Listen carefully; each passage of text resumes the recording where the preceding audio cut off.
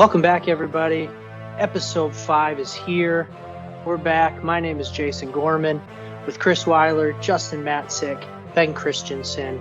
We are the rest of the field. Happy to be back. Happy to bring you another episode. We're a day later than we first anticipated to be, but we think we have a great show on deck for you. And we're going to get right into it. We're going to start with a new thing that we're doing here on the show, and we're going to call it What's on Deke's Dome. And Deke is a hat connoisseur, and so just a couple minutes here on his new lid. So Deke, what you got? Great, thanks, Jason. So yeah, as Jason said, I am a big hat person, connoisseur. Maybe it's giving me a little too much credit, but thank you for that. But what I'm going to do is I'm going to try to wear a different hat every show because I have plenty of them to do that, and kind of just tell you about what the hat is, why I got it, what era it's from, and see what the guys think of it. And also if they want to talk about my wardrobe, that's fine too. I guess somebody will probably throw that in there, but no? Okay. So this is a Milwaukee Bucks hat from, I would say about 1991 when this stat was in the limelight, and it's really nice, crisp, just says Milwaukee Bucks in cursive writing. And I got it at a lid store in the Dells, I believe, with my wife, just taking a little vacation with the family. So that was, if you guys know lids, they got buy one, get one half off at all times. And I just went for it. Had to get it, saw the Bucks hat. Meaningful to me because obviously I am a huge Bucks fan. I also have a D Brown shirt on. I can't wait for these guys to bring that up, but I'm just Bucks fan. And my favorite player on the Bucks during the early to mid 90s was probably Todd Day, if anybody remembers that name. But he was my favorite player, number 10, Todd Day. So that's my dome. That's my lid. That's my dome for this episode. Starting off slow.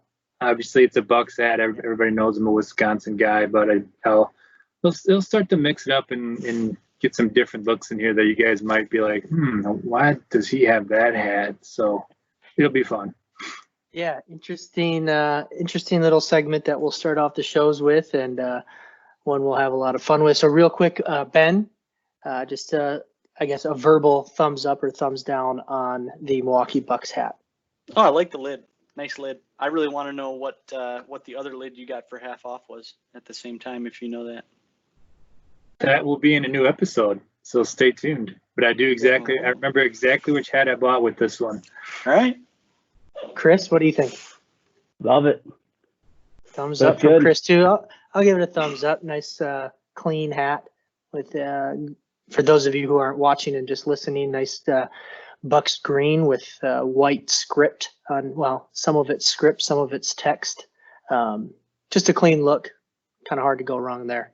So that's our new segment, What's on Deke's Dome. And Thanks, we'll take that. Yeah, Thanks, guys. we'll take that right into how things turned out from last week. So we had an NFL draft. We were drafting an offense, a quarterback, 2 running backs, 3 wide receivers, and tight ends of current NFL players. So that's how everything shook out from that draft. Team 1 was Ben. Team 2 was Chris. I was team 3, and then team 4 was Deke. And the results of that draft were Chris. Chris kind of ran away with that one. 42, almost 43% of the vote. Ben with an epic disaster towards the tail end of his draft. And you'll see there, I listed where the guys were picked. So Ben's probably last 3 rounds probably cost him the draft because I think he started out really well. But Chris is on the board with a victory. I think Ben, do you have a victory yet? Yes, you have the dessert one. So I think everybody's on the board with a victory as of now. I think we all have one. Yeah, and I think I have 2. Could be 2. I don't think I won the dessert draft either. I won the dessert draft.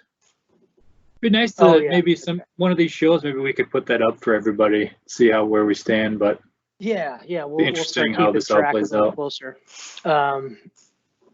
The other draft that we did over the weekend, we did an all-time wrestler draft.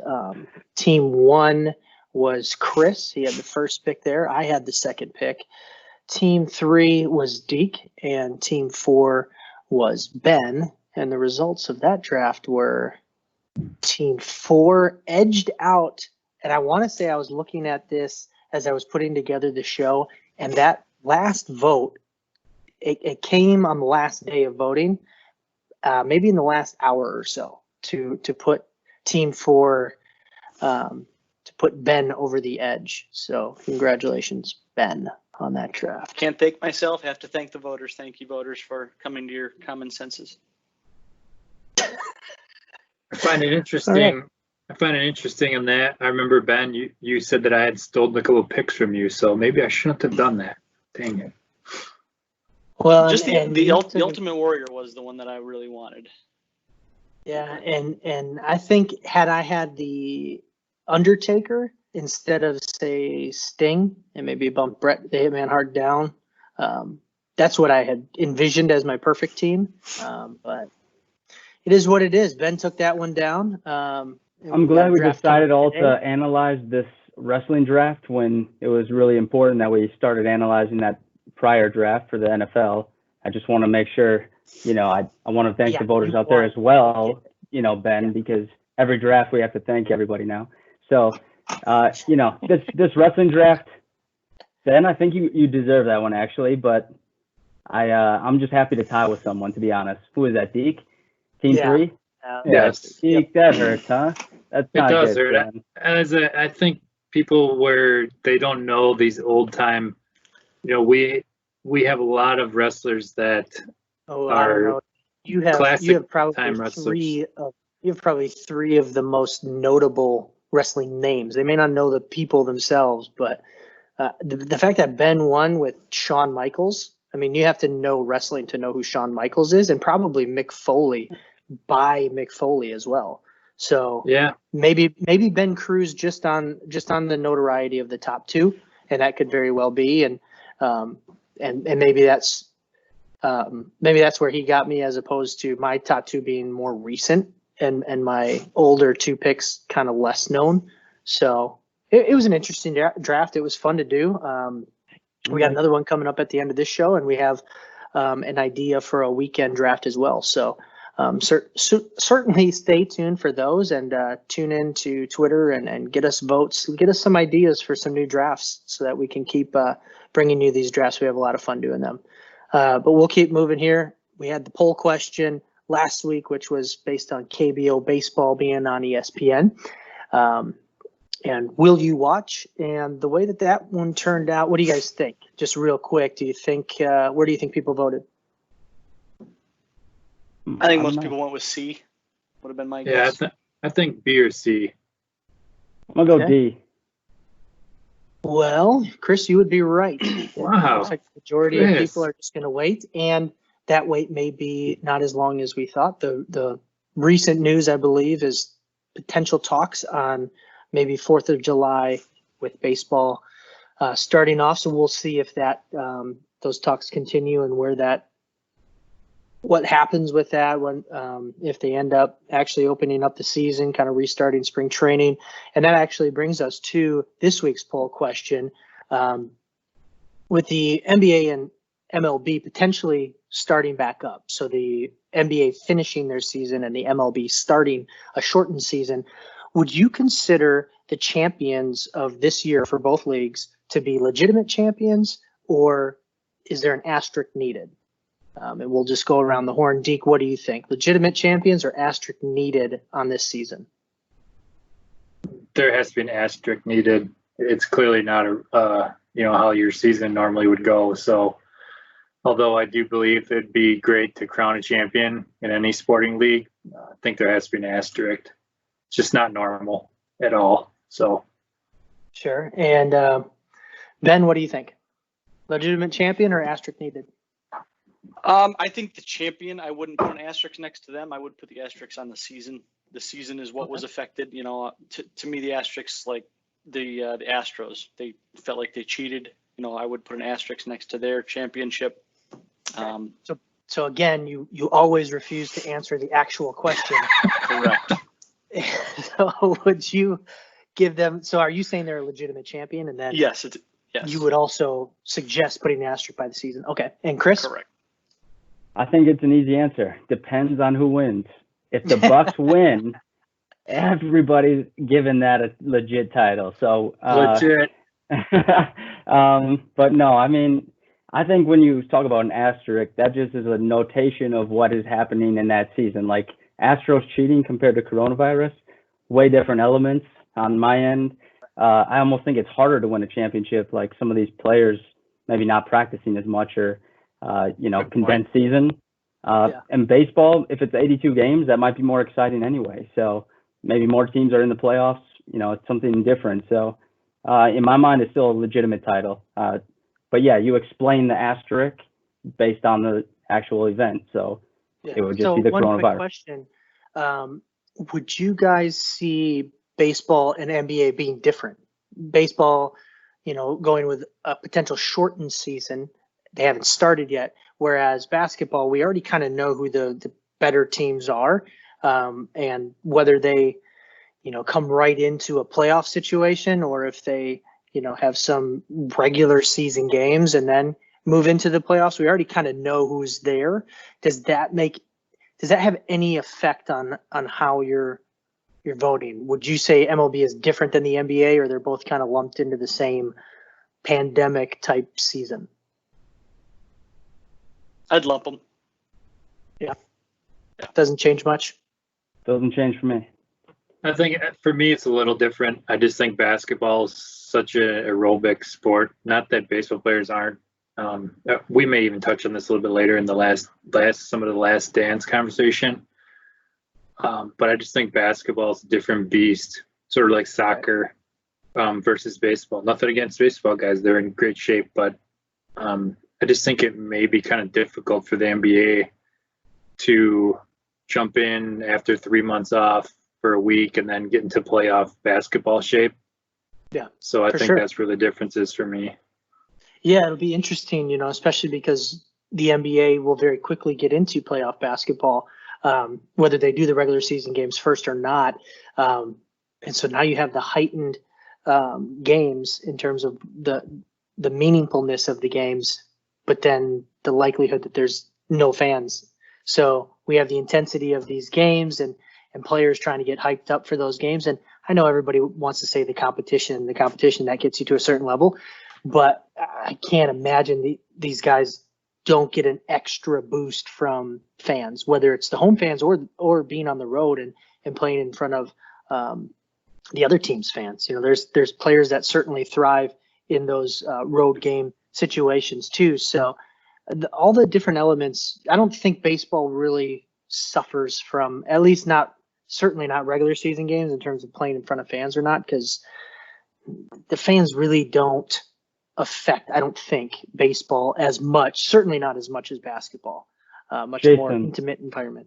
Yeah. Would you extend this circumstance, like as you're judging it, to like PGA Tour, like FedEx Cup points and tournaments if they win a championship? Like, does that have an asterisk on it because of this? Like shortened No, season? I don't think so, because there's NFL or MLS? tournaments. Yeah, well, it depends on this, like, because baseball's shortening their season and the NBA is probably going to do, like, they're probably not going to play all of their normal games that they would have played plus a full playoff. So the fact that they're probably going to change their seasons, whereas some of these other seasons may just come back, like golf, they're still going to play full tournaments. There's just not going to be people there. They're still going to play Thursday through Sunday. But they've missed tournaments is my point, I would say. Like they've missed the FedEx Cup points tournaments, so they're just minimizing their season. But I do understand what you're saying. At the end, when you're talking about the FedEx Cup at the end, that may deserve an asterisk again next to the overall circuit, I guess you could call it. But each individual tournament, I think, is going to run as normal without fans. So those themselves, like if you win a certain tournament, I don't think there's anything different about that. But check us out on Twitter @rest_field. Let us know what you think do you think the NBA and MLB champions, if and when they do get started back up, the winners of those leagues, are they legitimate champions, or do they need an asterisk next to the champion of each league? So let us know what you think. Always fun to see what our listeners are thinking on these poll questions. We're going to move right into The Last Dance. We're coming up on the last installment of The Last Dance, which will be this coming weekend on Sunday. So we're going to discuss what happened on this last installment of this past weekend, but then also our draft is related to kind of the overall Last Dance, the Michael Jordan theme, in preparation for that last installment. So with that, let's we'll go to you know what, we'll go to Chris on this to start. Typically we go to Deke to get a kind of an update on The Last Dance, but I think everybody's kind of watching it. Even I'm watching it. Little update. Yeah. You got in, huh? Yeah, I had somebody text me asking me if I was watching. I said no, and they said, "Oh, you just watch online." And I said, "Well, no, you have to provide a cable provider, right? When you log on to ESPN, you got to, which I do not have. I do not have cable." And it got me all the way up until watching an episode, and then that popped up, and I was like, "Oh shoot, it's not going to work." But I decided to click on Xfinity, so Comcast, which is my internet provider, and I have a login to my Comcast account, and that I didn't think it was going to work, but that worked. So even though I don't have cable, Now you do have internet, cable. Now you got something. I probably just signed up for something and I'll get a bill later, but I am now through episode 4 as of last night. So I'm catching up, but maybe by this weekend I'll be all caught up and can participate in this. So was this 7 and 8 were this past weekend? So Yep. Chris, Yes, why don't you sir. let us know So quick update and then what you liked about it. yeah, so actually, I hate to do this. Never want to pass, but I'm gonna pass this to Deke because there's a moment that I specifically want to talk about, and so I'll let him give the recap kind of section part of this, and then I want to hear you guys' like input on one moment that really stuck out to me. So hopefully, if you start talking about it, Deke, I'll cut you out, but Okay. let you go. Okay. Well, we're going to be really a team here today, and I'm going to try to throw another assist to Ben, because unfortunately, I was only able to watch episode 8. I really wanted to watch episode 7. With the 2 young kids, things were just going on Sunday. I just couldn't watch it, and I got too tired, fell asleep. And on my on-demand, they don't have episode 7 up there yet. So I don't know. Maybe I got to get Xfinity or whatever Jason has. But so I'll throw the first segment to Ben. Behind the back pass, man. Yeah. Behind the back pass. Did you watch Too it, bad I Ben? wasn't looking for it. Hit right off my head. Yes, I watched Okay. it. Okay. It was good.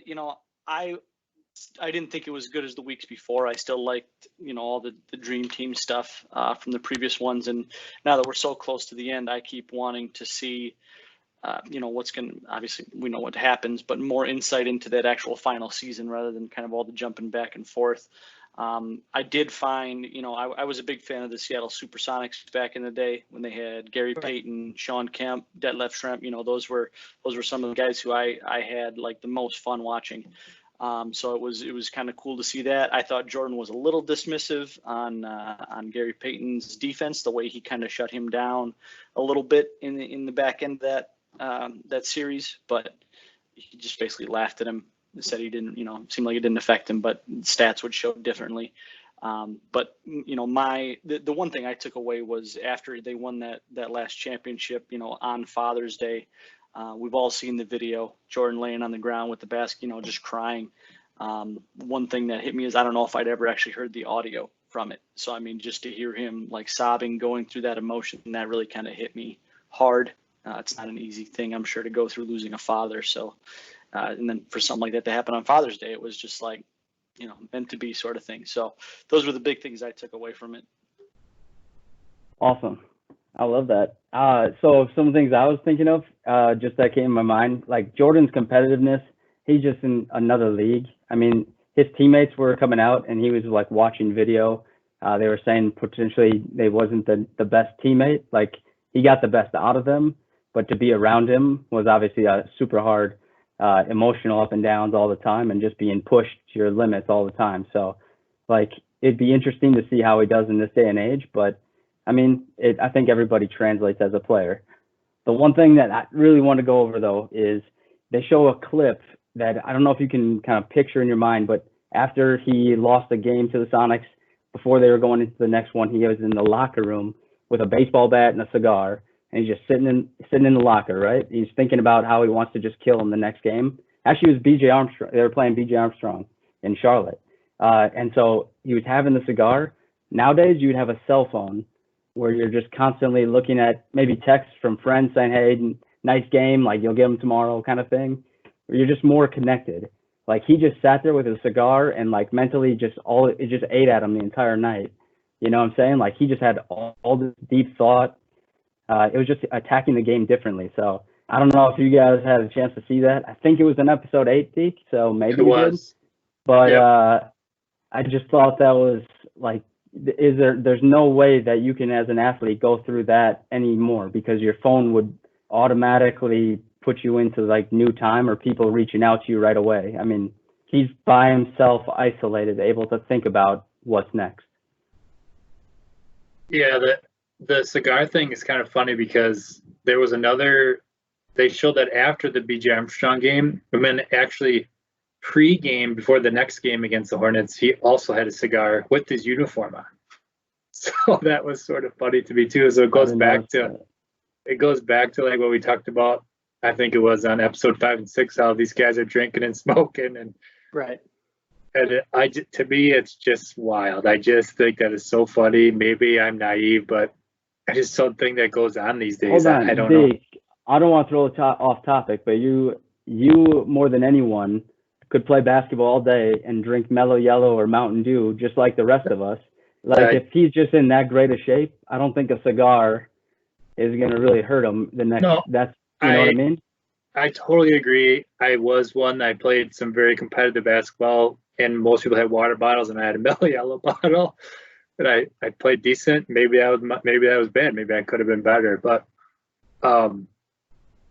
I think for me, though, it's just in this day and age, if somebody caught them pre-game with their uniform on, so they have to be probably at least an hour and a half to an hour before the game, smoking a cigar. I just don't know the reaction would be the same or how that would go. Yeah, Right. I think, and watching the first 4 episodes and seeing things like Rodman leaving the facility with a beer in his hand and pinning that beer before he gets on a motorcycle to drive away, like those things. I mean, social media would kill athletes for that type of stuff nowadays. You Right. never get away with it. And then you also have like the specialization of trainers and nutritionists and things like that have come to be more recently, and they just kind of seem as normal now. But back then, I mean, even the ones I was watching where they're now taking on the bad boys, like they didn't even like take weight training seriously until they got crushed by the Pistons a couple of times. Like after like 3 seasons, they're like, okay, you know what? Let's lift weights now. And it's just like, okay, you would have thought some of that would have maybe happened throughout college and then early on. And it's like 7 years in, okay, now I'm gonna lift weights Yeah. and really put on muscle. That to me is shocking, because now we see, I mean, even in our day-to-day lives with what we do in sales and seeing these high school kids, I mean, some of them are built like grown men, and it's wild the difference between even when we were in high school, what we all looked like compared to what the kids are now. It's totally different. I want to add a couple of small things to the episode 8 that I watched. Obviously, us 4 probably know this, but maybe some of the younger viewers had no idea that, Jordan wore 45 when he came back. Mhm. And the one thing I did not know is that he said that was his high school number when he first, made the team in high school, was 45. I wasn't aware of that. So I thought that was kind of a cool thing. The baseball training aspect of it. So this is kind of where I wanted to go back to the whole basketball thing.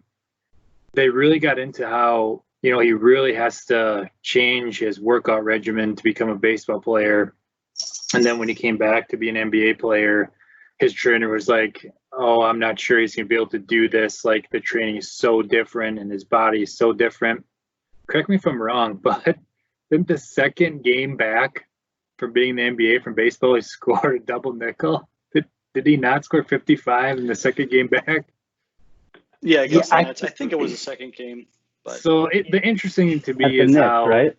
yeah, they made it sound like it was such a huge deal. And in my opinion, to me, that was sort of just like, are you kidding me? Like, who cares? Like, he's Right. I think what they were getting at with that was the whole fact that they lost to Orlando in that series, and that they said that towards the end of the series, he looked like he was wearing down, getting tired. So like his legs weren't there, you know? right. I think they even said for baseball, they tried to build arms and shoulders to help you with your swing. And then with basketball, it was more Yeah. legs. So, I mean, that's kind of what I understood from it, but Could be right. Yeah, and it actually kind of goes into a couple questions. I heard some interviews and some interesting things came up about why this was ever made, because Jordan never wanted, any of this stuff to really come out for the longest time, and then all of a sudden agreed to it. And so I was watching the Dan Patrick show, and they had an interview with Sam Smith, the guy who wrote the Jordan Rules. And they were talking with him about different things because he was a writer for the Bulls and things like that. And apparently, Michael Jordan agreed.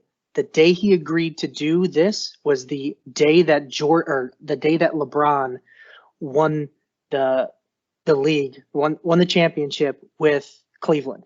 Was the day that Jordan said, "Okay, we can do this now." So it's coming off as very, and the fact that he has full control of this, he has last say as into what's said, what it looks like, everything like that. So when there's things that make training to be so hard in baseball, and then coming back to basketball, to me has all these fingerprints of Jordan on it to make things look the way that he thinks it needs to look. And this whole thing was a gigantic publicity stunt to essentially introduce himself to a new generation of athletes and essentially people that are going to buy his product, right? I mean, that's what he is now. He's a businessman. But also and the timing of it works out so great because we don't know if the NBA is going to finish this year, and LeBron had a chance at another championship.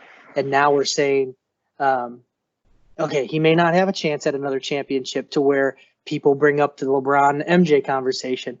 But in the meantime, while there is no basketball, while LeBron can't really defend himself or go out on the floor and prove it, we're going to come out with this 10-episode thing that is essentially produced by Michael Jordan, that he agreed to only when LeBron won a championship in Cleveland. To me, that is, he talks about the pettiness and things like that of like Isaiah Thomas and things like that, but this whole thing is him doing some of that same stuff. Interesting. So I kind of roll my eyes at a lot of what I see now because I heard that interview before I started watching. So now I'm watching it through the lens of, I know Jordan had every aspect to change anything he wanted on this show. And not to take away from his greatness, right? I totally respect Michael Jordan. It's just funny, the timing of everything and how, when anybody says anything bad, they show it to Michael and he laughs it off, right? And then he finally starts to show some emotion at the end of an episode and starts to break down. I think that's the episodes that I'm going to watch next, but I saw it on social media and he cuts, right? And so we don't actually get to see that raw emotion. We don't actually get to see Michael talking while he's breaking down like a normal human being. He gets to cut and go off screen and it's like, oh, okay. So he finally had some human emotion, but we don't get to see that. That's what this whole thing's supposed to be about, right? Behind the scenes, a deep dive into Michael Jordan. So just my initial takes on The Last Dance. I like it. I like that, Jason. It's a good side take. I thought it was a great points you made there. It's all interesting stuff, and I actually cannot disagree with you one bit. I actually heard that before, like weeks before. I've heard that that's the date that he actually committed to the video. Yeah. So I did know that going into it, and I knew there was some pettiness, and that is, I think you're spot on a lot of it, to be honest. So Jordan cool. should say at the very end of all this, Cleveland, this is for you. Well, hopefully he doesn't No. say what he said on the court after beating Cleveland with the shot. Yeah. Although that might be kind of funny. The two last couple of things, tidbits. His first game back from baseball, his shorts run backwards. Thought that was hilarious. Yeah, come on, man. And the Orlando Magic were sweet. Shaq, Penny Hardaway, and Horace Grant was way better than I thought he was. Yeah. So that was another takeaway, but Agree. Nick Anderson, classic. yep. So, like I said earlier, the last installment, the last 2 episodes of The Last Dance will be this weekend. So certainly check that out. We'll talk about it next week, which will be interesting because it'll kind of be the last time that we talk about The Last Dance. It's been a installment on our show every week since we've started. So we certainly didn't start to simply talk about The Last Dance, but it has been part of every episode. So something that at least has made its mark on our show. So tune into that on ESPN. No idea what the times are for that. If you guys know, shout it out. Nobody? 8 o'clock Central on ESPN on Sunday. 8 Central. All right, there you go. There you have it. With that, we're going to move into a very similar section. What else are you watching? So I'm just going to go quick around the horn. We're going to start with Ben, then Chris, Deke, and myself. Just a very quick, what are you watching? Where are you watching it? And I guess why? Do you like it? What's keeping you watching this current show? So Ben, let's start with you. What are you watching right now? I am watching. Other than The Last Dance. Yes, other than The Last Dance, I am watching Grey's Anatomy because that is what the fiance wants to watch. So. Okay. Wow. It's great. Wait, I love so it. Wow. we don't really Where's have the to take a sound dive into effects? that. But so do you ever stay up later and watch shows of your own? A little bit. You guys got me going on that Outer Banks show. Yeah. We talked about that, so I'm a few episodes into that. Certainly more of a teeny movie. Yeah, but I mean, there's some good action in it. Teeny. It could have been a really good show if they just stuck with the kids being like college instead of 16-year-olds, because the fact that they're in high school really is this. I mean, it adds a lot of because they try to make it like sexual, and it makes it really weird when they're 16-year-olds. So I mean, that's as far as I'll go with that. It's still worth the watch. I think it's decent. I think, and I don't want to ruin this for you, the ending was absolutely awful. One of the worst endings I've seen for a halfway decent show. So look forward to that. I do want to say I watched the movie Like Father on Netflix recently. I thought that was a decent little watch. So Who's just in for that? what it's worth. Let's write that down. Kelsey Grammer and Maybe not. The Dax Shepard's wife. Kristen Bell. Kristen Bell, there you go. I can never remember her name for some reason, but I thought it was a good movie. It was kind of nice. Interesting. Okay. Yeah. Well, there you go. There's a nice little recommendation. So that takes us to Chris. What are you currently watching other than The Last Dance? We are watching Jack Ryan. Have you guys seen this? Okay. Yep. On Amazon? Amazon Prime Video. So at first I didn't want to watch it because I was a little skeptical platform-wise, Prime Video. Like they're just throwing it in there with my subscription for shipping. So I was like, whatever. I'll Wait. There's some gems on there. You're not an avid Amazon Prime watcher? Not avid, no, not at all. We have a lot of shows, and we have basically access to most of the platforms. So we focus on Netflix and then kind of work our way down. But Gotcha. my wife has some shows on there that she watches, but there's nothing on there that I individually watch. No. I would recommend Marvelous Miss or Mrs. Mavel. Yep, I've seen a little bit of that. Yep. Mm-hmm. That one's Give a good. 2 episodes every once in a while. Bosch is also pretty good on there. I like Bosch that is one. also good on Amazon. Mm-hmm. What is it? Bosch, B-O-S-C-H. Yep. Yeah. Wait. But no, Jack Ryan's awesome. A lot of action. Been super impressed by it, actually. So the guy from The Office, John Krasinski. Yep. So does a good job. A little different role for him. Good show. Cool. Deke, what do you got? What are you watching? I am watching Netflix, a show called Messiah. So I don't know who the actors or actresses are, but essentially, if Messiah or Jesus would come back in like this day and age, and how we would react to it. And I'm 3 episodes in, so it's pretty interesting. It's a Middle East kid, and but there's also some things going on in the States. Yeah, there's like essentially 3 stories going in one. You know, a lot of shows will do that. Okay. But the main gist of it is that the Messiah is back. Yeah. And you know, kind of right, at least to the point I'm at now, 3 episodes in, you know, it's interesting how everybody is reacting in what would be a 2020 setting. So it's kind of interesting now, without giving away more, if you do want to watch it, that's on Netflix. It's called Messiah. So all right.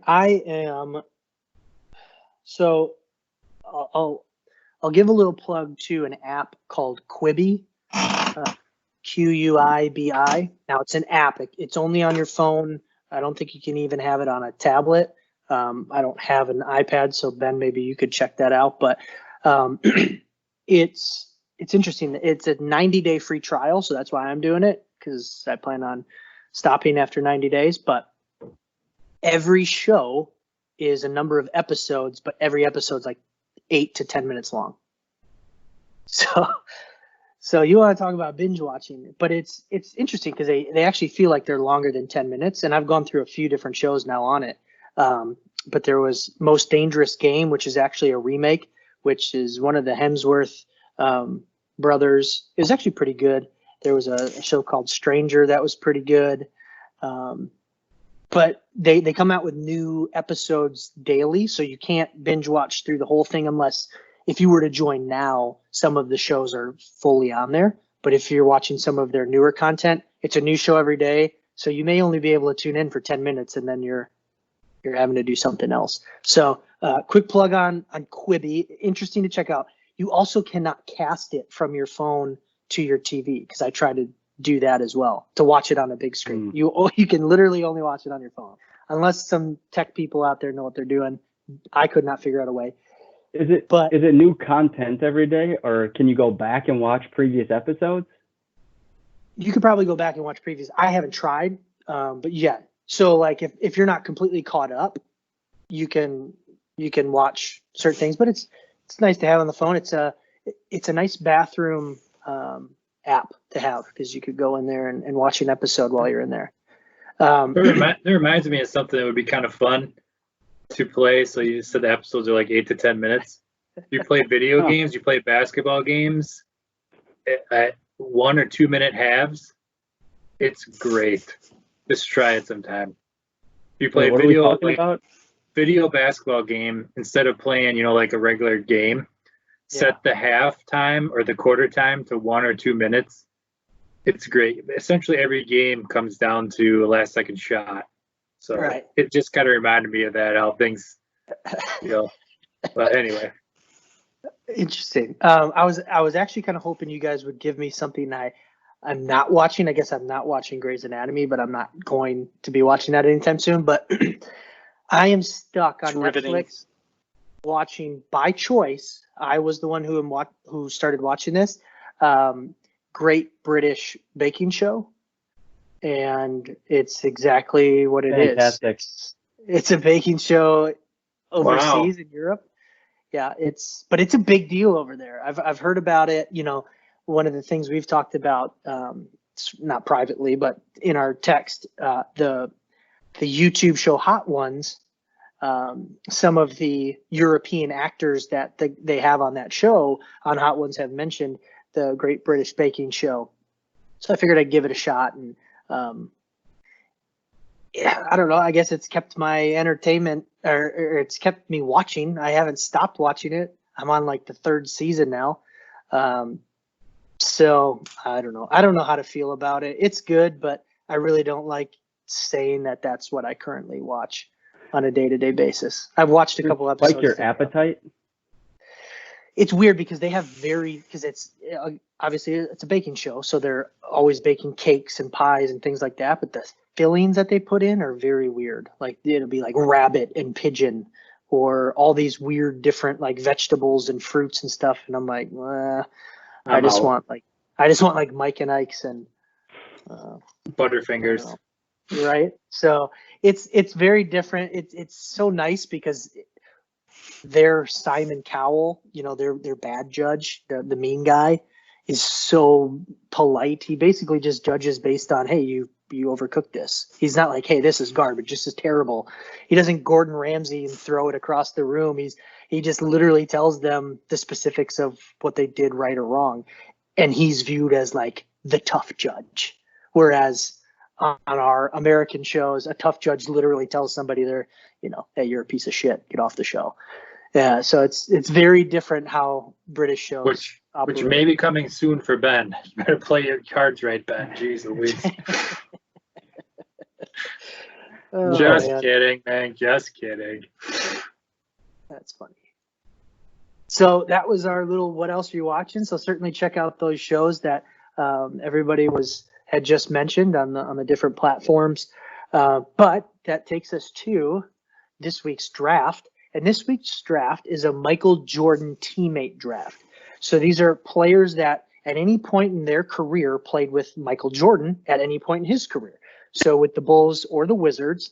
And I pulled a list from basketballreference.com. I also pulled their stats just so all of us have the same list and kind of know because I don't know who some of these guys are, even some that are towards the top of the list in terms of maybe points per game or rebounds or something like that. Interesting to see some of these names. So it's not just the stable of Bulls that you might think of. There's some other names out there that are interesting. And so we're not drafting on what they did with Michael Jordan. We're simply drafting on their careers total and putting together your best team based on those individual players' careers. Michael Jordan's not part of this, except for the fact that he was a teammate of everybody on this list. You do have to draft 2 guards, you have to draft 2 forwards, and you have to draft 1 center. We did the random order again. Chris is actually going to lead off again this week, followed by Ben, myself, and then Deke. And one little wrinkle that we are going to throw in, and because I have a list here of players they're not ranked, they're separated by total points per game that they averaged over their career. Everybody has to draft 1 player that averaged under 8 points a game. So Deke suggested that little wrinkle, and that's what we're going to go with. So one of your players, it doesn't matter what position, but on our list here, they have to have averaged under 8 points and not equal to under 8 points a game for their career. So everybody got those rules down? I'll take that as a yes. I'm going to stop sharing the screen here and pull this up so I can keep track as we go. Jason. Yeah. Thank you for allowing that rule, but I think if we try something to do something on the fly here, I think we should probably exclude Dennis Rodman from that. Because, I mean, he's head and shoulders above anybody under 8 points a game. I think that's okay because the strategy is, when do you want to take your guy that averaged under 8 points? And I think a lot of us will probably stick to maybe the last 2 picks for that. And if you want to jump ahead to take Rodman earlier, you're losing out on the guys who averaged much more. Okay. I mean, I just thought maybe I'd try to throw that in there so it wasn't too lopsided. I think a decent suggestion, but I think we're going to give you a no on that. And with that, yes, we are going to start this off. Chris, you have the #1 overall pick in the Michael Jordan teammate draft. Who are you going to take? I'm so happy to have the #1 pick. Justin, don't try to butter up Jason. and then try to get something you want more. I just, Right. you know what? He already got one thing, and then he comes right in last second, Hey, So live. serious. Worth a Like, shot. oh, thank It's you worth a so much. shot. Like, it was Yeah. appreciated. Oh, geez. Hey, But I'm not going to take too long on the first pick. I think because people are going to see this Michael Jordan teammate draft, they're going to think of Pippen right away, and we're just going to stick with Scotty. And I want to make a quick point that your actual PowerPoint picture is not a legitimate team in this, standpoint of it had 3 forwards, and we're not allowed to draft 3 forwards. So it kind of threw our audience off a little bit, but I think they'll get by. So we're going with Scottie Pippen. it's just a picture. Hopefully they're looking at I who we thought, draft. Jason, I thought the picture was really great. Great Oh. choice. By the way, can we make another rule here? Oh, just kidding. Moving right along, Ben, you have the number 2 overall pick. Who are you taking? Yeah, it was between Scotty and the Iceman. Chris took Scotty, so I will take Mr. Gervin. Ben going with George Gervin, who on this stat sheet, overall numbers for his career, averaged 25 points a game, 5 rebounds, 2.5 assists. So he was far and away the leader in terms of points per game. Scottie Pippen came in at 16 points, about 6.5 rebounds, 5 assists per game. So Chris obviously going for the notoriety. Everybody's seeing Scotty on the show. I don't know in terms of the overall rankings of the 50 greatest players and things like that, where they rank against each other. But Gervin, certainly a wonderful player. So couldn't go wrong with those first 2 picks. This is where it starts to get interesting, though, is now after those 2, it is kind of wide open. The next 2 available in terms of points per game are not former Bulls players, so that makes it interesting. I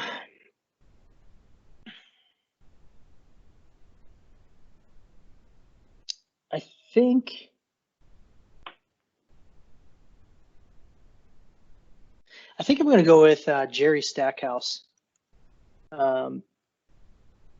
Obviously, that was Michael's Wizards squad. So a little bit of a change up there. Stackhouse playing shooting guard, about 17 points, 3 rebounds, 3 assists per game. That's my first pick. So now it's to Deke with a back-to-back. And Deke, you're going to go with who? Well, I think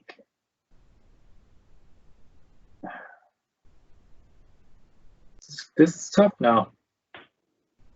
Scotty and George are off the board. In the first 2 picks, yeah. Were you expecting something different? No, it's just interesting. Yeah. So The fact that I you have think no idea who you're going to go with right now is kind of weird because you kind of knew who the first 2 picks were. I'm actually I like so many of these guys. It's bringing back so many memories. I'm sorry, guys, getting emotional over here. I think that's the fun part about this draft while you're thinking of your pick is that when you add in the Wizards to it, it adds so many different players that are a little more recent that is very interesting, like Stackhouse. Because when you think of Michael Jordan, you don't think of a teammate being Jerry Stackhouse. And some of the other names that you'll probably see us draft, you don't think of them because you think of the typical, what you see in the picture, right? And then maybe add in a Steve Kerr or somebody like that with the Bulls. So, all right, Deke, you've had plenty of time to think about it. Who are you taking? Yeah, so I'm going to take – there's 2 emotional guys for me here because I really love their game. So I think one of them will potentially come back to me. So the first – I'll take Tony Kukoc. You have back-to-back picks. Yep. Well, okay, this is easy. On the swing back, I'm taking Rodman. So that's over. Sorry. Okay. So Deke is jumping the gun, and why he's saying it's over is because Rodman qualifies as averaging under 8 points a game. You actually have to go down because our list is separated by guys who or by their points per game, Rodman's fairly far down the list. He averaged 7.3 points, 13.1 rebounds, and just under 2 assists per game. So Tony. I'm also done with forwards. Yep. Tony and Rodman, both coming in as forwards. So you're done there. Let me finish typing this in, and we'll check back on the overall breakdown of the teams after this second round here, after Chris's next pick. So it's back to me. I currently have Jerry Stackhouse. The fact that Deke went Tony and Rodman, I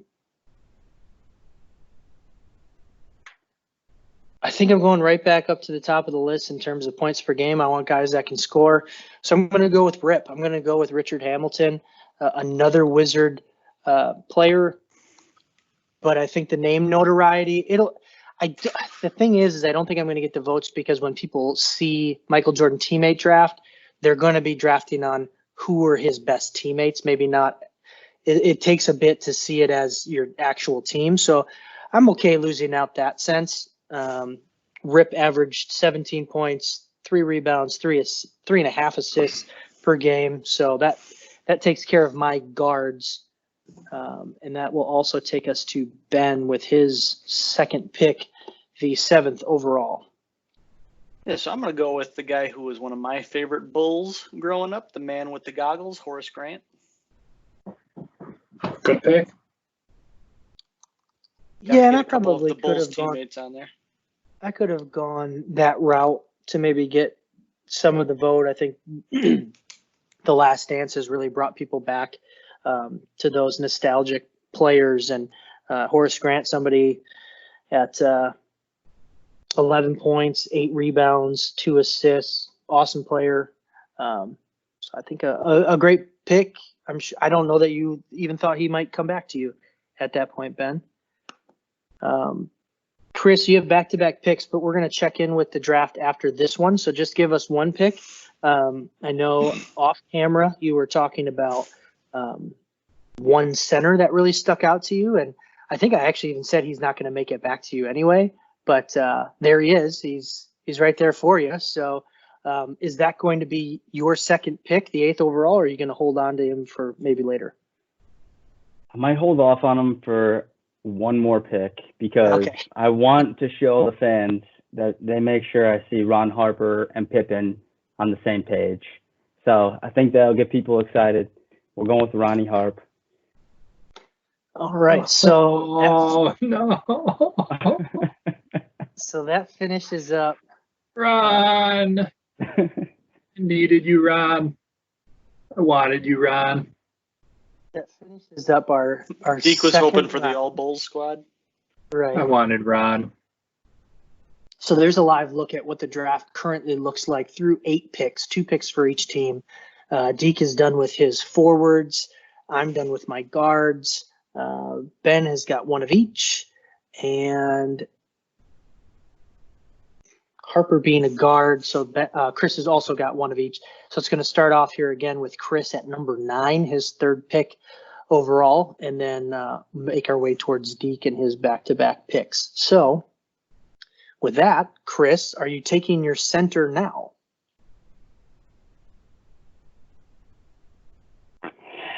I just don't know if I can do it. Are people going to recognize? I get that so the center we're talking about is Robert Parrish. Right. And Correct nobody me if really I'm thinks wrong. of. He's played the most games of anybody ever in the NBA. So I would have to look that up, but it's the name notoriety is there. Big time name The Chief. notoriety. He's a champion, I believe, multiple champion in the 80s. I don't really understand when he played with Jordan. It must have been right at the beginning of Jordan's career in Chicago or something.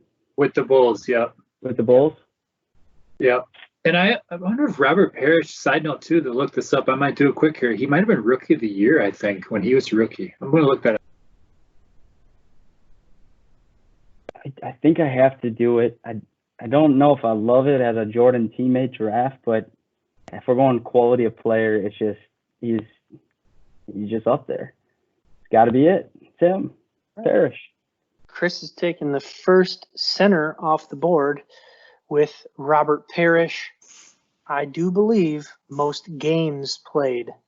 And maybe, because he played for a long time, super long career, played on a lot of great teams, so a lot of deep playoff runs. So I believe, if my memory serves me correct, I believe he has played the most games, averaged 14.5 points, 9 rebounds, about 1.5 assists. Certainly the best center on the board. So an all-around good pick, shaping up quite nicely for Chris. He's got to take a guard and a forward with his last 2 picks. Takes us to the number 10 pick, Ben's 3rd pick in the draft. Yeah, so you guys both have forwards taken, so I don't need to wait on that. I have 2 guards. That's what I'm sorry. You have 2 guards. Jason has 2, or Justin has 2 forwards. So never mind what I just said. I thought you said you both had 2 forwards. That was my fault. I'm going to go with my gut. I'm going to stick with BJ Armstrong. Oh. Another guy in the Bulls. Classic squads. Yeah, and Ben, with the two big names from The Last Dance, and then George Gervin could be arguably the best player on the board. It depends on how you feel about him or Scottie Pippen. I guess it depends on if you know George Gervin and his game, really. But Ben got a nice little squad here. Let me. There we go. Okay, so that goes to me then. Let me cross off BJ from my list. I got to go with a forward or center. I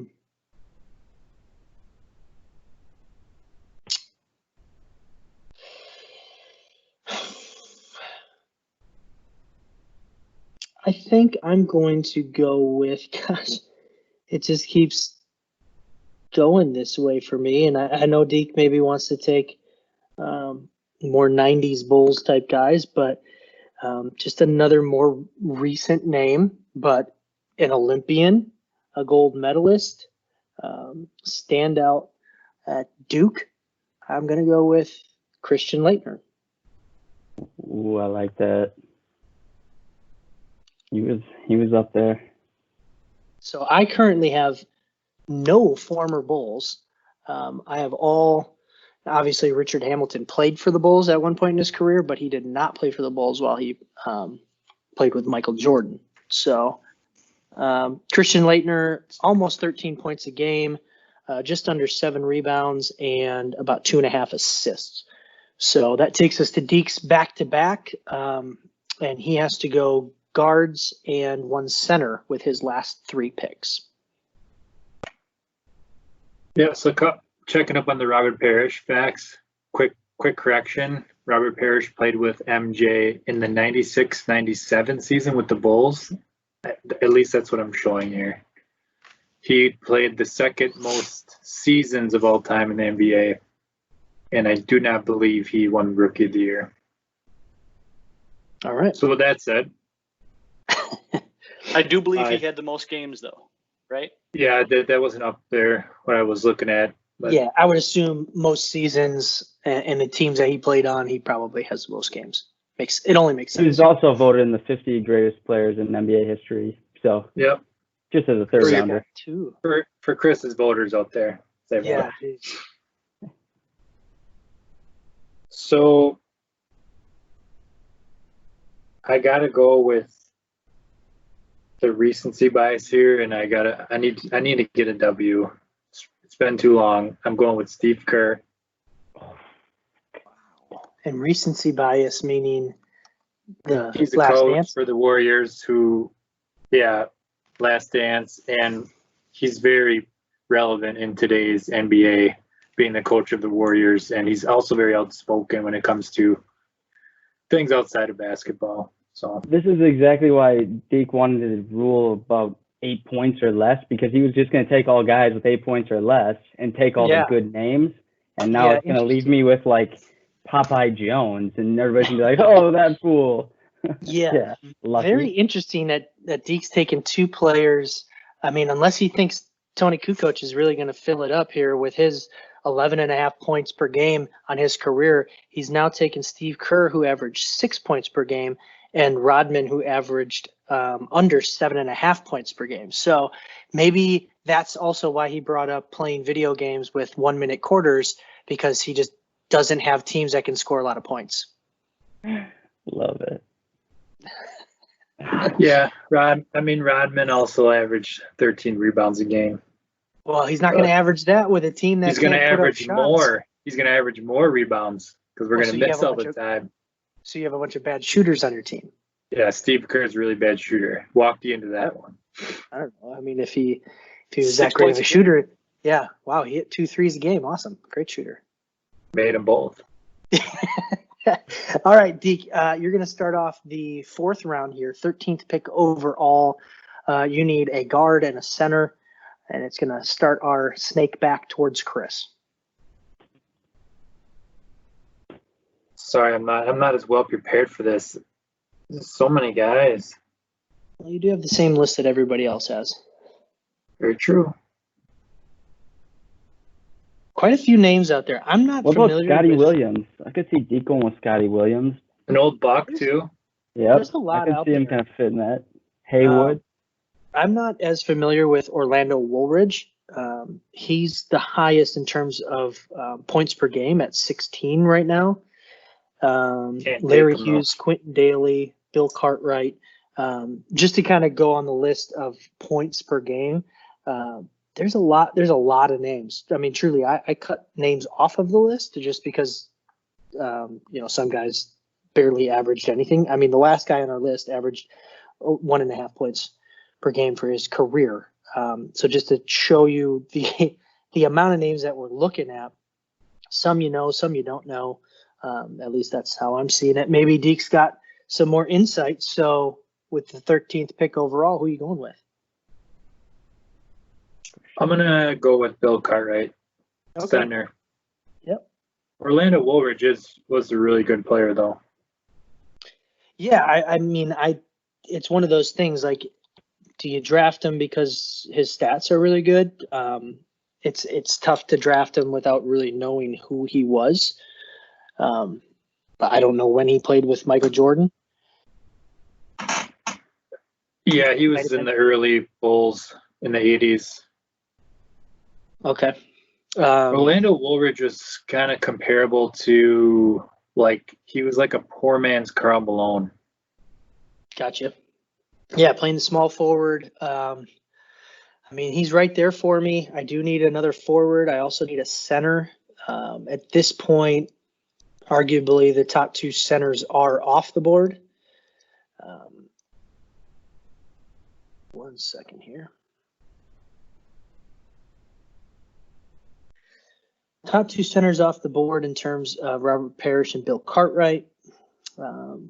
James Edwards, Steve Johnson. Bison is there. Is it Delay? Bison Dele. All right, there you go. Dave Corsini. Buck, right, Dave? What? Dele? Wasn't he a Buck for a few years? I think for maybe like a year. He was. Larry Krystkowiak was a really great maybe it wasn't Dele.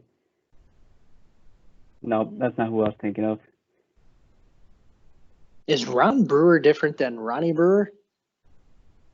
No. So that would be another Wizards player, correct? Gosh, you have names on here, coaches now, in terms of Tyronn Lue and another old name like Juan Dixon, guys that we grew up watching more in college and early on in their NBA careers. Charles Oakley is still out there. I think that's what it's between for me is maybe an enforcer, somebody like Charles Oakley, or do I go more points per game? I tell you what, if I go Woolridge, my squad's going to be putting up points. I mean, that's going to be my 3rd player that averages 16 points or more. And then Leitner coming in at almost 13 points a game. So I don't know how Deke's squad is going to keep up with that type of scoring pace. Or do I go with Oakley, who averaged almost 10 points a game, 9.5 rebounds, almost 10 rebounds a game?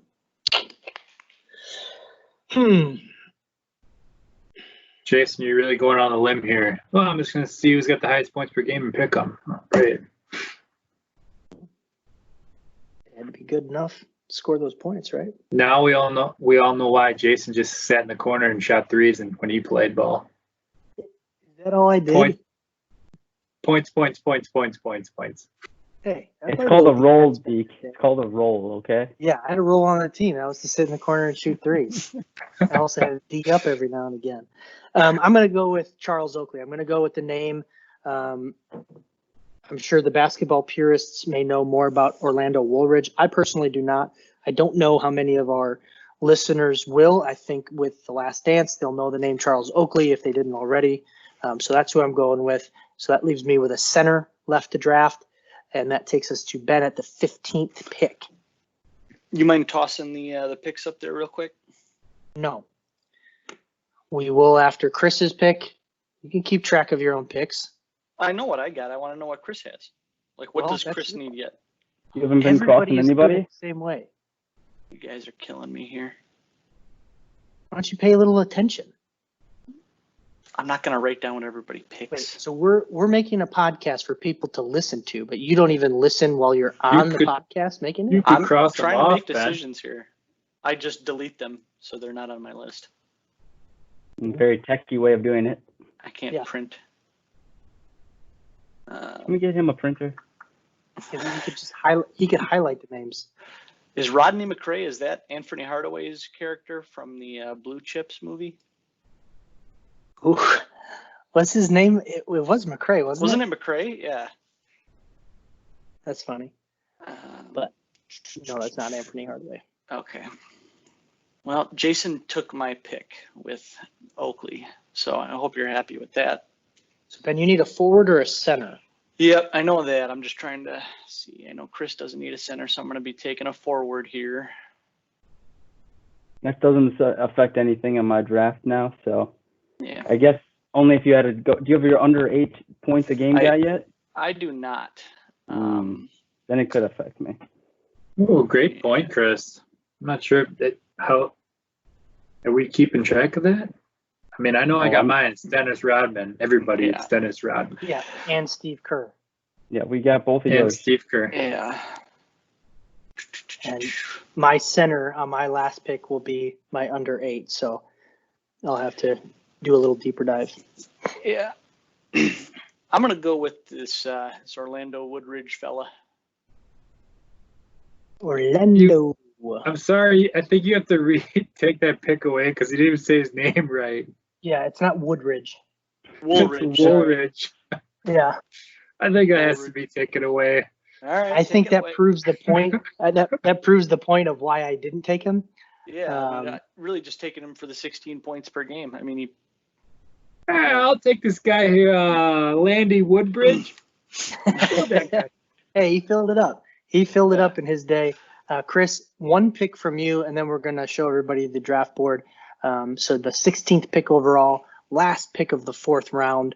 You need a guard or a forward, and you also need your under 8 points per game player. Because I want to keep the suspense and maybe hear what Deke thinks I'll go with, I'm going to go with Larry Hughes as my other guard. And so I'll only have my under 8 position left for a forward. And so once you throw that up there, I'm going to keep talking. I've got it.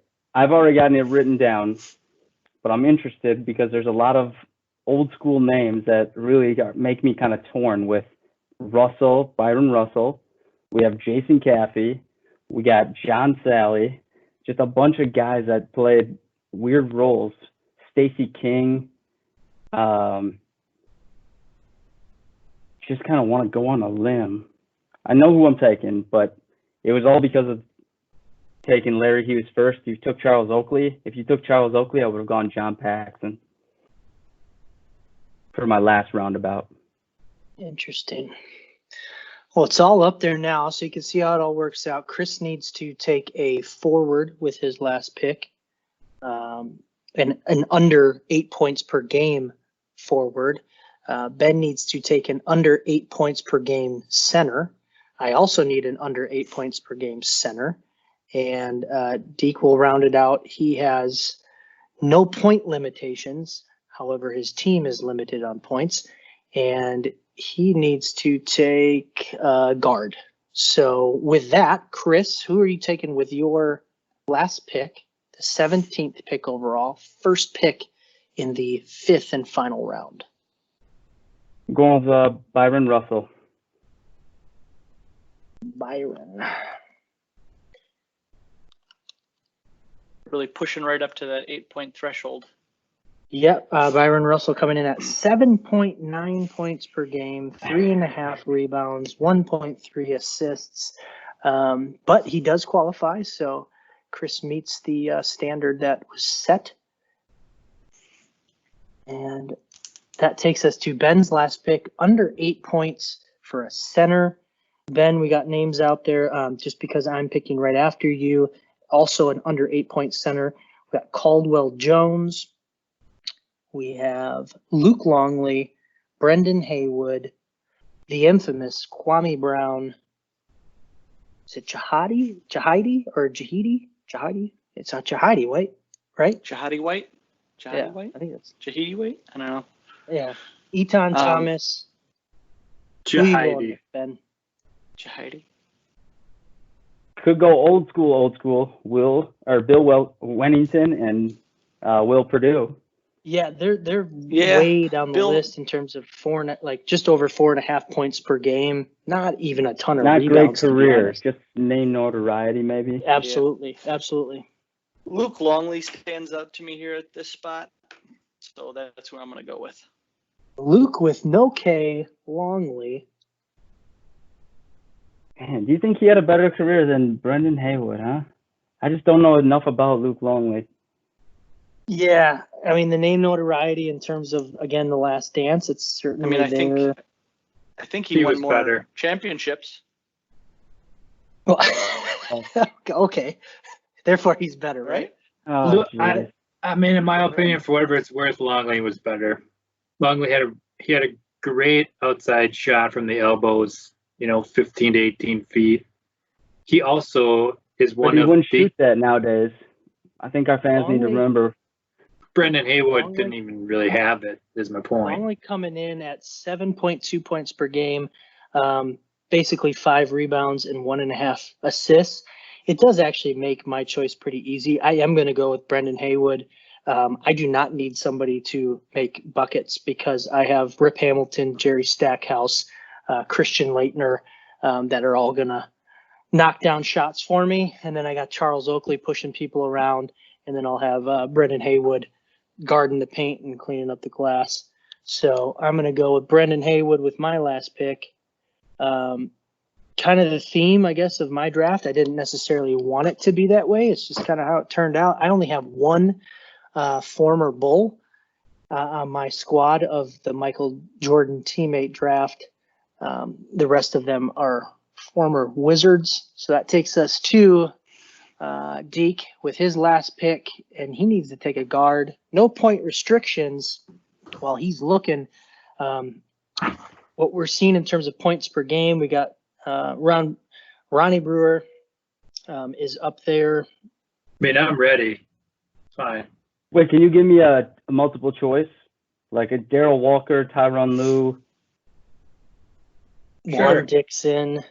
Are you going to take right? I don't Wes think of Matthews. Von Wes Brewer. Matthews as a former teammate and then also a current Buck. So maybe that's the route he goes with a Quentin super. Daly's an automatic loss. I think that might be Wes Matthews Sr. Is it really? I believe so. I don't think Wesley Matthews. That would make more sense.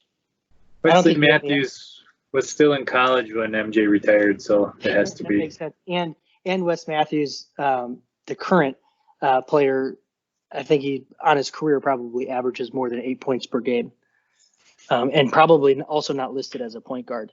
I would say my guess for Deke is going to be John Paxson, but just throwing that out there. I should have Do known. you still want to? Great Do you point. still want a multiple choice, Chris? Nope. I'll go with Tyrone Lue. Decent. Ben, any guess? No. Ben's not even looking at the list anymore. Ben's just ready to be done. So I'm gonna make my pick, and then I'm also. Can I explain my team after Oh, this God. pick? I hope not. No. Who you taking? Sounds like a loss. I'm taking Craig Hodges. Sounds like a loss. Yep. Craig Hodges, 8.5 So- points, 1.5 or almost 1.5 rebounds, 2.5 assists. You can explain your pick. We don't want to go down this rabbit hole of It won't take that long. Your- It's pretty easy to your understand. nostalgic picks. You got Tony Kukoc, who is your point forward, also called the Waiter, also called the Pink Panther. He distributes drives, kicks to his three-point shooters, Steve Kerr and Craig Hodges.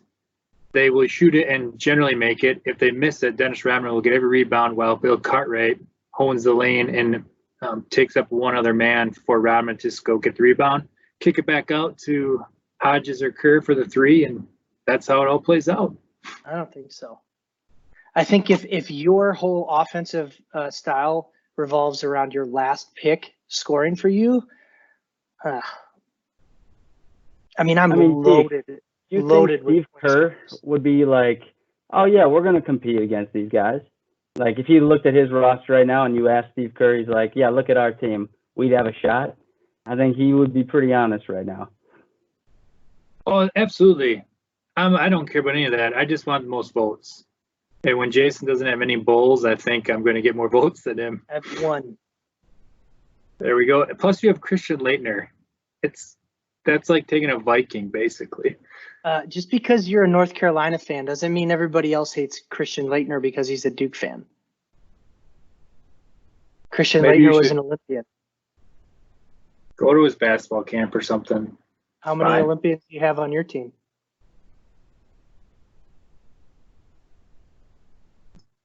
Silence 0. is definitely okay. Tony Kukoc, I got one. Yeah, he probably played for a different country. Croatia. Sure. Well, that's how the Michael Jordan teammate draft rounded out. I think everybody's got some pretty solid squads. I don't have the bowl name notoriety. I like my squad. I think Chris has the best name notoriety with a little sprinkle of Larry Hughes in there in terms of a point scorer. Ben might have the best team with Woolridge. It just depends on how people view George Gervin and Woolridge. If you're a basketball fan and you know those names, that might be pretty easy for you to vote for Ben's team. If you don't know Woolridge and you see he got drafted late, then maybe you're thinking he might not be all that great, even though he did average 16 points a game over his career.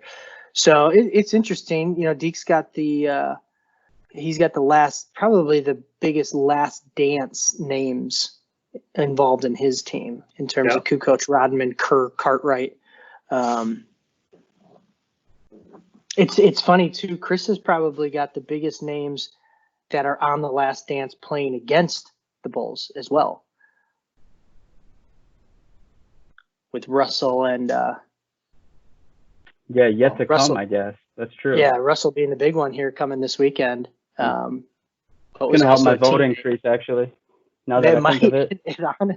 It honestly might. Maybe my guys from the Wizards will all get like a special thanks to in the credits when the final credits go. And Byron Russell must have played with them in the Wizards. Must have. Maybe. Could have. I don't know. Yeah. I'm not sure about that one. But that's how I rounded out. That was a fun draft. It was tough. It was a tough draft because the names you wanted to pick were a little bit more spread out in terms of their overall stats. And again, we are not drafting this based on how they played with Michael. We're drafting this based on how their careers ended up and put together with other people who are not Michael Jordan, how our teams would stack up against one another in a 2-guard, 2-forward, 1-center format. So check us out again on Twitter. We'll have the draft results. We'll also have a poll. So vote on who you think has the best squad. I guess, who you would think would win if these teams were to play head to head. It was fun. What did you guys think? I think it was awesome. But I'm looking up Craig Hodges, and he only started. He never even played a whole season starting lineup. It blows my mind that that's what Deke went with to finish it. So 3-point champion. I kind of thought you would go Paxson with your last Yeah, pick, so did so I. I was a little surprised. He's there. got, at least in the episodes I've watched, he's gotten a lot of FaceTime Chris, in terms of the interviews. So I thought that would be the route you go. check Craig Hodges' stats when he played with the Bucks. He's an unbelievable 3-point shooter, but that could be because he only shot 4 times, and he could do it. Like your team, you might need him to shoot 30. So Right. I'm not as sold yet. I don't That's see where your points are coming from on your squad. No, I just asked if you could I like check your him out when name. he played with the Bucks. Yeah, we're not Yeah. gonna wait What do you around. want me to? What do you want me to do? He's a great player. 34%. He's on your team. You find the stats. I already know. I don't need to know the stats. Okay. I already explained my team. All right. Hey, fair enough. Fair enough. Curran see how Hodges, it all- shoot threes. Yeah, we don't care. We'll see how it all works out. We'll see how nobody else had to explain their teams and who was gonna do anything for them. So we'll see what everybody votes, how everybody thinks our squads line up against each other. We have a few followers and listeners out there who actually do a pretty detailed job of letting us know why they're voting for certain teams, and actually give that breakdown of when we did the Olympic team draft of this team's missing a point guard, or this team, this person's going to dominate the ball and things like that. So looking forward to see what those followers out there are going to say about these teams. Maybe after, they may see it before the last installment of The Last Dance, but it'll be up for about a week, and we'll recap again next week. And so with that, we are going to start to wrap it up. I had a fun time. This was episode 5. We had a blast. Any last comments from everybody else? Justin, what do you got? Other than your team, nobody cares. Oh, just my lid Bucks, baby. $19.90 Todd Day. Check out the new lid next week. Yeah, Deke's Dome. We'll come at you next week with another new lid. Chris, any thoughts going into the weekend? Nope. Just love Deke's hat. Love the dome segment. Can't wait. Lots of love. Ben, what do you got going on this weekend? Anything fun? No, nothing. Perfect. Also looking forward to the next dome. The That's next great. dome. I love it. Yeah. It's Yep. a lot of pressure now. Lots of pressure. Absolutely. Tune in to see what Deke is going to wear on his head next. That's going to wrap it up for us, guys. We had a lot of fun here in episode 5. My name is Jason Gorman with Chris Weiler, Deke Matzik. Do we call you Deke Matzik or just Deke? He's on mute. He's but- just Deke. Yeah, I No, guess like- it does say. It does say just it go right by there. one name. Yeah, it does say Like right there Madonna. in the Twitter handle. He is just Deke. Also, Ben Christensen. We are the rest of the field. Had a blast today, guys. Everybody stay safe out there. I guess be nice. Listen. Follow us on Twitter at rest_field. We're also on Instagram. We're going to start providing a little bit more content on there as well. You obviously know our YouTube channel because that's probably where you're watching this. So check us out on the weekend. We're going to have another draft. I think we're going to do animated TV show drafts. So animated TV shows from the things like The Family Guy all the way through your kids shows that are out there currently, like Paw Patrol and things like that, or maybe shows we grew up with. So tune in. We'll have that over the weekend at some point, and we'll get that out to you guys as soon as we can. Again, had an awesome time today on episode 5. We are the rest of the field. Thank you so much. We're out.